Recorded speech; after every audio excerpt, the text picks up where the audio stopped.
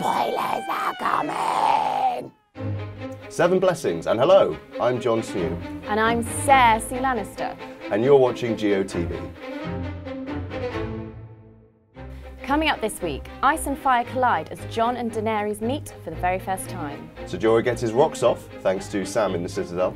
The Queen of Thorns gets pruned in typically spiky fashion. And Cersei gets her revenge with a deadly, deadly kiss. But tonight's main event, the headline bout, was of course that long-awaited, much heralded, finally arrived meeting between Jon Snow and Daenerys Targaryen. Was a get-together between a sulky man and his aunt ever so fraught with tension? I think not, I think not. I actually forgot that Daenerys was Jon Snow's aunt. Yeah, it's quite weird. I mean, I think there's already people shipping them, as the kids say, you know, in a romantic pairing, and that's quite weird. But then in Westeros, that's probably about as wholesome as it gets. You know, we had a lot of twincest tonight, I think. Yeah, it wasn't the most messed up thing to happen in tonight's episode if things had gone that way, which they didn't. In fact, they didn't really seem to get on at all. No, I mean, she eventually decided to give him the dragon glass he needs because dragon glass is basically just a fancy paperweight to everyone else. But yeah, I'd say there was a little fire in their relationship in a bad way, but could be a good way. I mean, I found it quite strange that she can't suspend disbelief enough to go in for the sort of, what are they called, White Walkers? Yeah. Zombie things. But she's got dragons, so... Yeah, she needs to quit dragging her feet. Get on with it. Someone else who is hoping to make a bit of progress with Dany is Jorah. Sir Jorah Mormont, cured of his grayscale after what he said was a nice sleep and a bit of fresh air, but what we know was Sam Brillo padding away his grayscale overnight, which apparently just works. It's really easy to cure grayscale. I know. I mean, there's Moroccan spas, I think, that cure grayscale, so I don't know why he didn't ship himself off to one of those after moaning all this time. Yeah, but that's Jorah for you. He is just Sir Friendzone, Sir Mona. Miserable bloke. Someone a bit less miserable this week, though, your namesake, Cersei Lannister. Love her. Kills her enemies, gets a loan from the bank. Less exciting the way I just said it. Has a nice time with her brother. I mean, it's all coming up Cersei. Quite a nice time. Loved watching the poisoning of What's-Her-Face's child. Ilaria Sands' kid, Tyene. Yeah, I don't know why Mac don't do more lippies that have poison in them, because I'd probably buy them in bulk.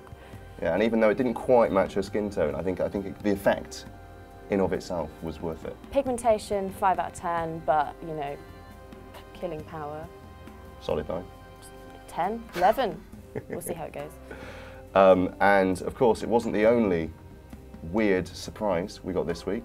We have the return of Bran, another Stark in Winterfell, but he's a little less, ooh, let's have fun climbing towers and spy on horrible scenes like he was in season 1. Now he's a bit more, let's sit and just sort of wisely talk about creepy things.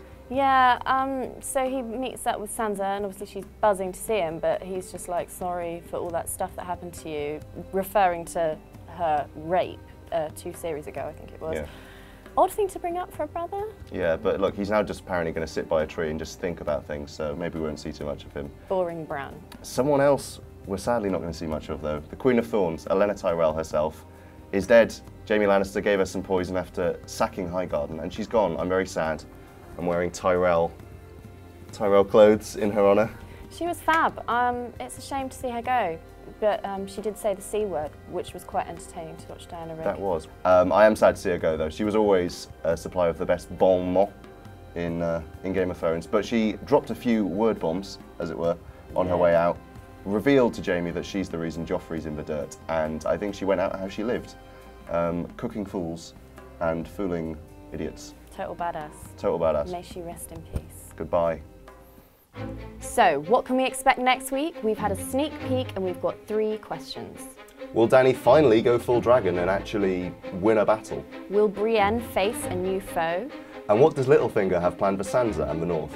Get the answers to all of those questions. And so much more of our highbrow, high-stakes, high-octane Game of Thrones analysis. Right here next week and every day of the week at the home of TV and entertainment news, radiotimes.com. Thanks for watching.